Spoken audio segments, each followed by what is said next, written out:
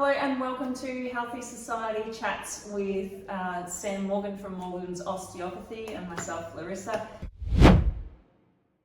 We're here today talking about shoulders because Sam, you've been seeing a lot of shoulders of late. It's like the injury of the month. Yeah, exactly. Asking each other like, what have we been seeing lately? What should we chat about? And shoulders has come up quite a bit. I think for both of us.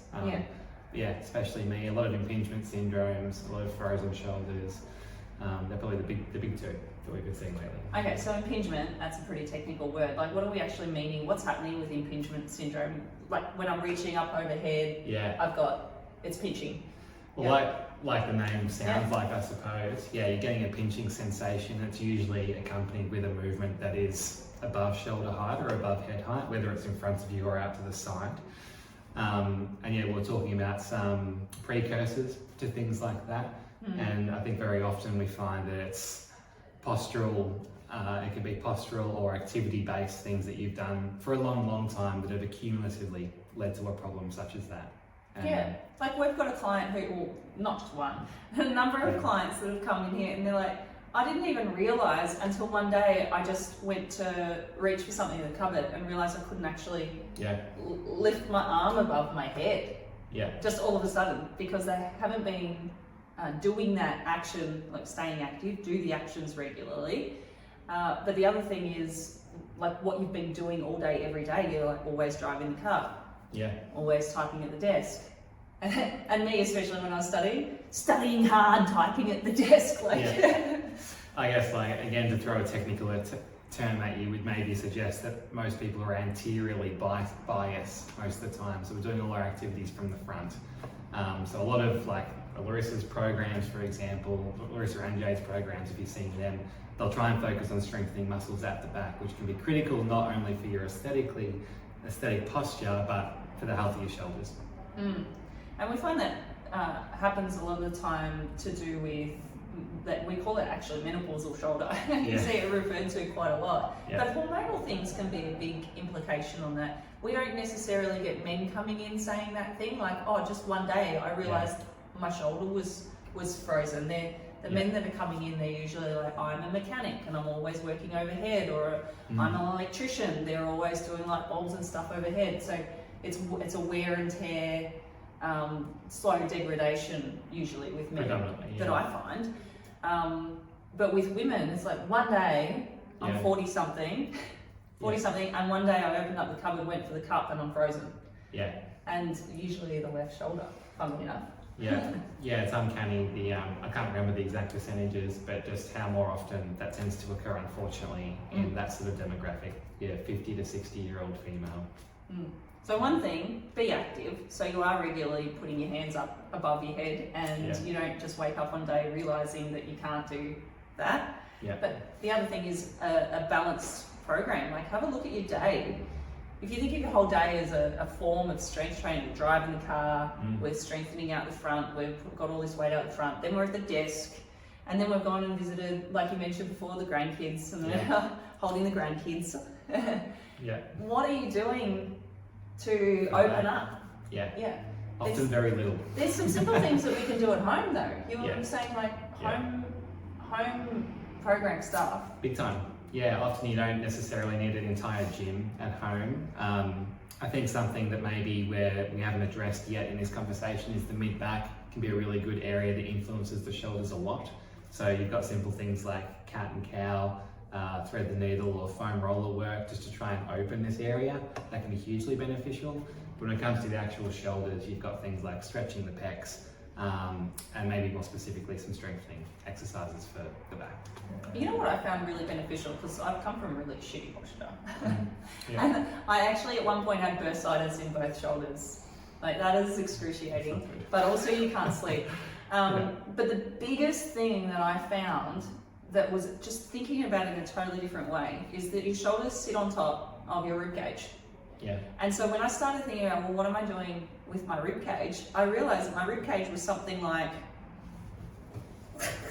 sitting underneath my shoulders. And when we're talking about building houses, like everybody gets this analogy. What do you do first? you do the foundation.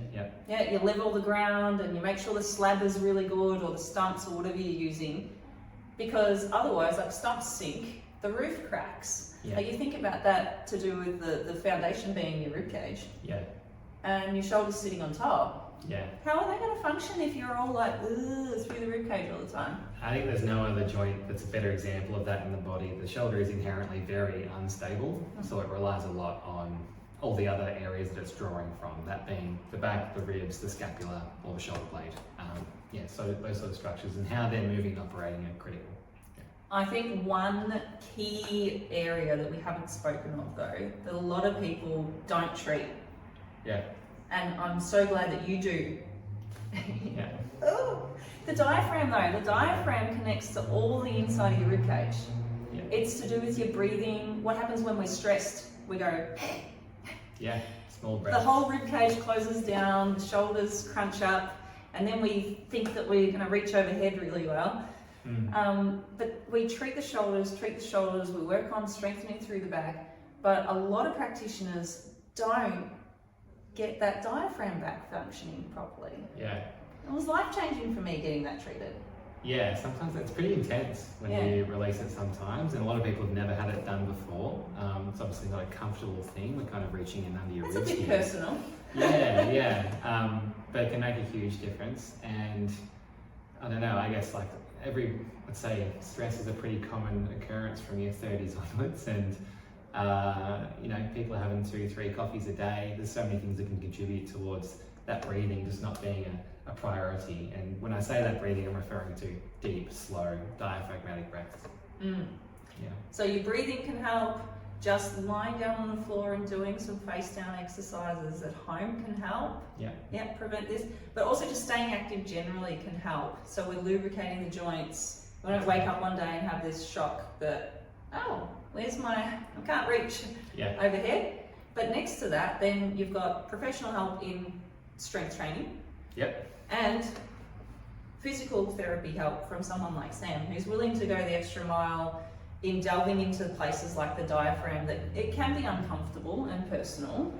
But in my experience, in getting over all my injuries, seeing the therapists who are willing to do whatever it takes to get that result is the ones that have been life-changing for me. So we're glad to have you on board, that you're willing to do those things. Pleasure. And so there you go. Any other last tips for people with shoulders? I'm always going to drill home the back, get the mid-back moving. If you can do anything, that's always a really good, easy one to do daily if you can. Well, and back in my diaphragm thing, that's actually where the diaphragm attaches to, is the front of the vertebrae. So when that one, those grouping aren't moving properly, I call it the bear hug maneuver. It's really nice. You get a cuddle from Sam, but it gets that moving, doesn't it? It's either that or a foam roller. Your preference. I prefer the cuddle, but So there you have it, guys. Keep it moving, keep it mobile, and just a good servicing. Like, you take your car into the mechanics to get serviced. If you notice that there's a little bit of stiffness coming in, don't wait until you feel the impingement or the pinch.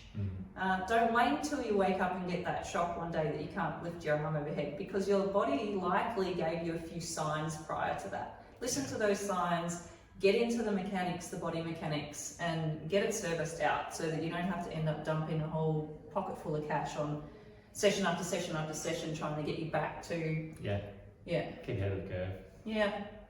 Good one, Sam. Cool. Thank you. Thanks for having me.